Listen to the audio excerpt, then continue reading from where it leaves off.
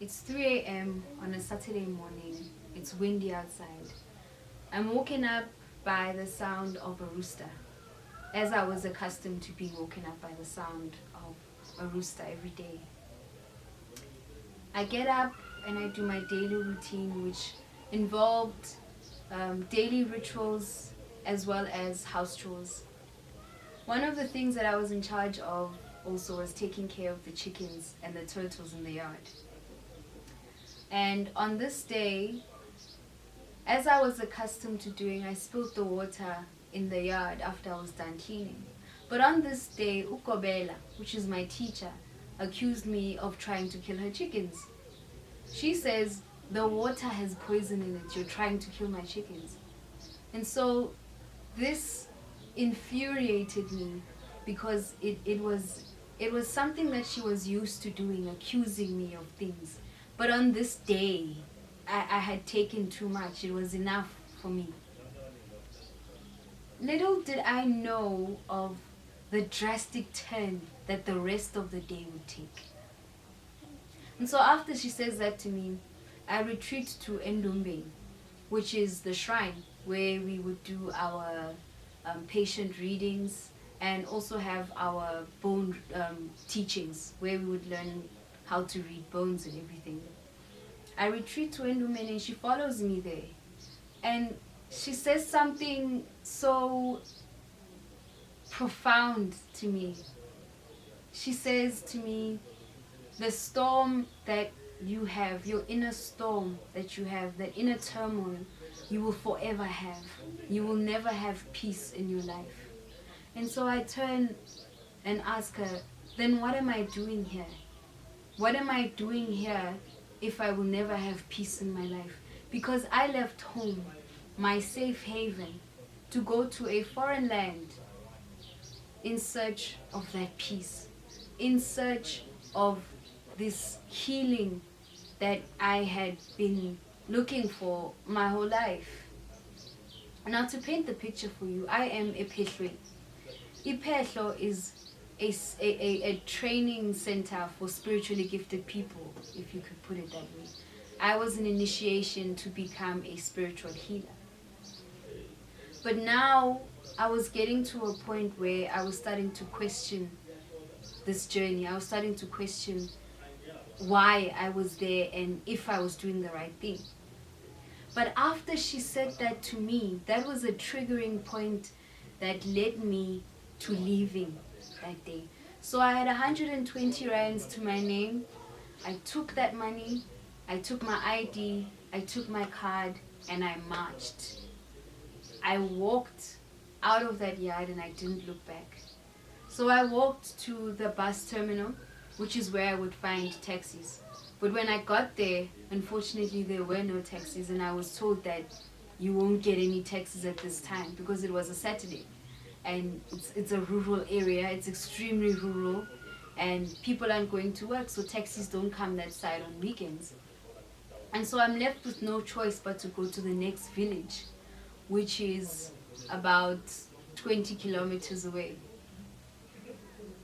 I walk to the next village, and while I'm walking in this gravel road, and there's just large amounts of grass on either side and just gravel ahead of me. It's like a swirling gravel ahead of me. And I can't help but fear for my life at that moment because there's no person in sight and cars pass like every 20 minutes. So I'm a young woman, I'm fearing for my life, but backwards never, forward we go. So I march forward to the next village, and it takes me 2 hours to get to the next village.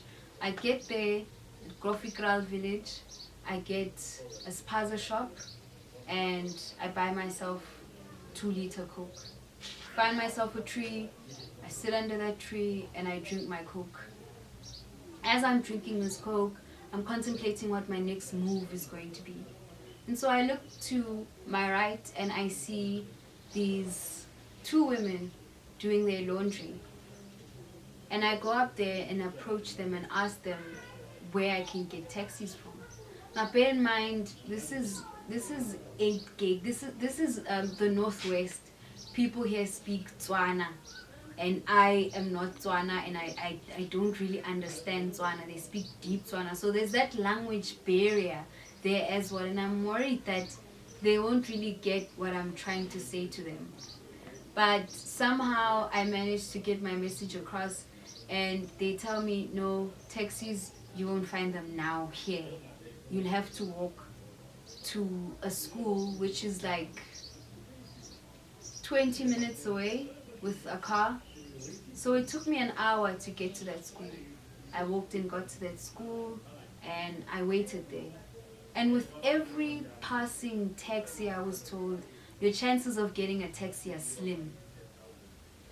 And so I saw this big tree on the side of the road, and near this tree was also a ditch. And so I went under that tree and I took refuge because the sun was just blazing hot. Took refuge under that tree, and now it's just me and my thoughts. How the hell did I get here? Why is this happening to me? What's the reason for all of this happening? And what if I don't get a ride to where I need to be, to where I need to go? What if I don't get home? And the only question that I could answer was the last one. If I don't get a ride today, I'm going to sleep right under this tree.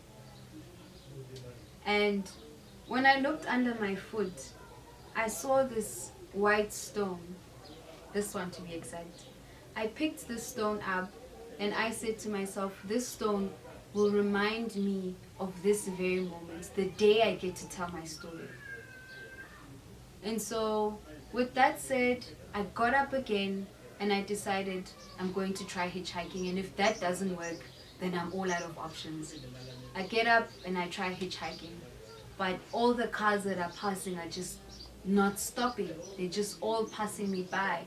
And I guess their reluctance to stop was also because of the way I looked. I was dressed in full Twasana gear. Twasana is an initiate. I was dressed in full gear, and I hadn't bathed that day, so I looked really rusty and dusty and ashy. So I understood their reluctance to stop. But this one man stopped when he saw me and asked me where I was going. I told him I'm going to Madigwe. Madigwe is where I'd get a taxi to Rustenburg taxi rank, where I'd ultimately get a taxi to Johannesburg. So he says to me, unfortunately, I'm going nowhere near Madigwe, but I'll wait with you until you find a ride. So he waits with me. This man was a godsend. He waits with me, and 10 minutes after the wait, a car stops, and this man takes me to Madigwe. All I had to cough out was 15 rand. And then I get to Madigwe and I board on a taxi to Rustenburg. So that ride was also, I was hopeful but also scared at the same time because I don't know what lies ahead of me. I get to Rustenburg and I look for public phones because I'm trying to get a hold of my family now. I had no means of contact this whole time. So I get to Rustenburg and I find roadside hawkers, and I ask them to borrow me their phones because I can't find a public phone. So this one man offers me his phone. I get a hold of my mother, and my mother is relieved to hear my voice. So it's an emotional moment, but you know, she got a hold of me and she made a way for me to get home. She made a plan, sent me money.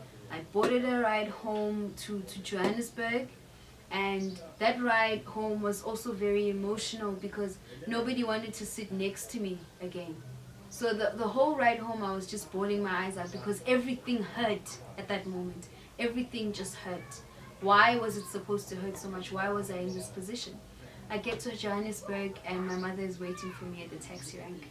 I give my mother a big embrace and I thank God and my ancestors that I made it home safe. Fast forward to today, I'm still picking up the broken pieces. I'm still going forward and trying to reach that destination.